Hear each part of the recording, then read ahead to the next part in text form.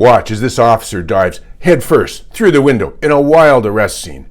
You won't believe what happens next and what my thoughts are on this traffic stop.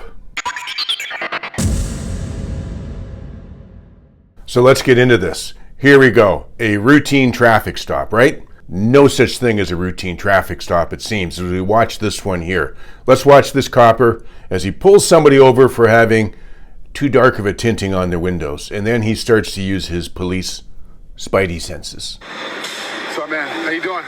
Good. Give you license and registration? It starts as a routine traffic stop in South Boston. A state police trooper spotting a car with window tint that appears darker than allowed by law. So the copper here is already doing an assessment as he walks up to the car, asking for the person who he is. He's doing his observations, and he notices this guy is a little nervous. Cops can smell this stuff. They really, really can. Watch what happens. I just got out of work. What do you do? I can't see the ad. Oh, see, boss.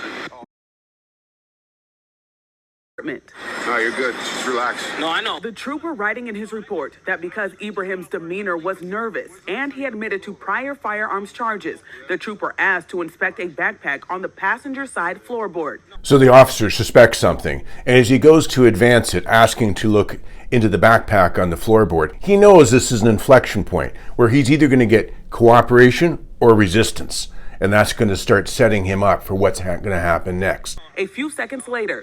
Hold on. Why? Go. No. Now this is wild. The copper sees him going for something and he dives into the car. Now, I do not recommend that for anybody. I've known too many coppers who have died diving into cars or getting injured. But I am going to say this about this copper. He is very calm throughout this, which tells me something about his skill level and the confidence that he has. So let's watch as this continues. You won't believe where it goes from here. It gets even crazier. Stop, dude. Stop. You're going to make it worse. As the chaos unfolds, you can see them struggling over the car's transmission as Ibrahim tries to put the car in drive and the trooper struggles to keep it in park. You're going to kill somebody, dude. Okay. You're going to kill somebody.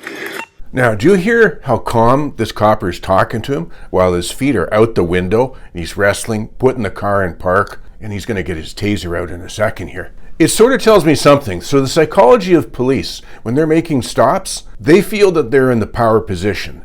And based on how good you are with your tactics, determines how confident you are about taking someone on to engage them physically. This officer seems to think he's got no sweat dealing with this guy after having sized him up and looking at it. He thinks he's got the upper hand. Let's see how this works out for him. The struggle continues. Then you can hear the trooper use his taser on Ibrahim. Not shown on the video, but in the police report, the trooper says he had to drop his taser to put the car back in park. This is one of the absolute dangers that cops know about. He pulls his taser, uses it, but has to drop it to continue the fight, and then the suspect picks it up. That's one thing you're always conscious about as a cop. You've got weapons on you, but if you lose them, the bad guy could use them on you. It's always a dangerous time when you're involved in this sort of wrestling. Saying, quote, Ibrahim picked up my taser and deployed the second set of probes into the lower right side of my abdomen, causing excruciating pain. Ibrahim eventually agreed to surrender and with the help of an off-duty Boston police officer was placed under arrest. Lucky for this officer, an off-duty cop was there and came to his assist. Nothing like backup. You need it all the time. This could have turned out way, way worse. Thank goodness this backup cop was there. Inside the car, according to the report, a .40 caliber Glock pistol modified to make it a fully automatic machine gun. As it turns out, the spidey senses in this copper were good. And good cops are good at this. Bad cops aren't good at this. But good cops, they're good. Guess what? The guy had a Glock that was modified to become a machine gun, just like a machine gun. Illegal. He's faced 5 felony counts after this. Great job by the officer. Great instincts. I'm not sure about the jumping in the car.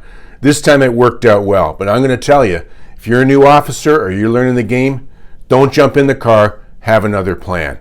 But he's taken a machine gun Glock off the street. Bravo, officer. So this is Ross McLean. If you enjoyed this video and the content that I have, please give me a follow, share, really appreciate it, and I look forward to seeing you next video.